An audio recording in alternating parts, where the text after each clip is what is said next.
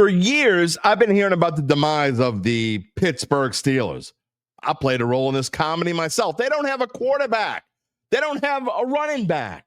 Their defensive line is old. They're this, they're that. But they just keep on winning. And dumbasses like me keep picking against them. Am I going to do it this year too? You're getting ahead of me again. You've been doing that a lot lately. You're going to have to hear me out here on NFL Preview number 23 of 32 on the Dettitude podcast.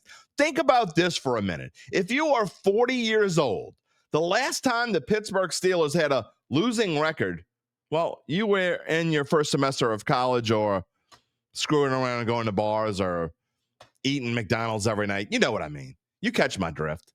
I'm an old dude. This legendary franchise has had just 3 coaches since I was 1 year old. Chuck Noll, Bill Cowher, and yes, since 2007, the great Mike Tomlin. Tomlin's the last of a dying breed. He's an old school coach who knows how to get the most out of his players. But for some reason, the past few years, I have questioned him. I have doubted him and his teams. But what about this year? He brings in a quarterback I think maybe he should have gone to pasture like 3 years ago. Aaron Rodgers is here. That should improve on the team's 27th ranked passing attack from last season. But their 11th ranked run game takes a hit with the loss of Najee Harris, as they will hand more responsibilities to Jaylen Warren and a plethora of other running backs.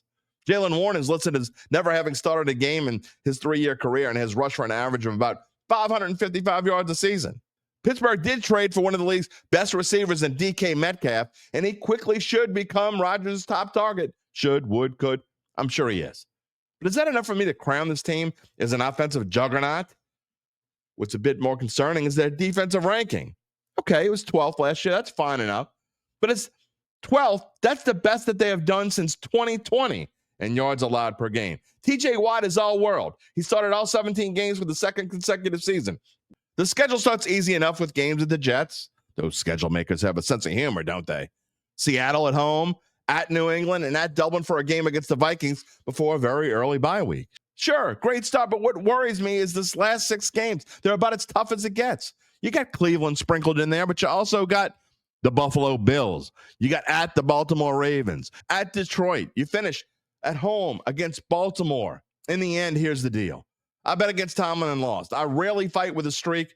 I won't do it again. I'm not running to the window to bet on the Pittsburgh Steelers finishing with another winning record. But I ain't giving money away either. I'm holding my nose, and I'm saying over 8.5 wins.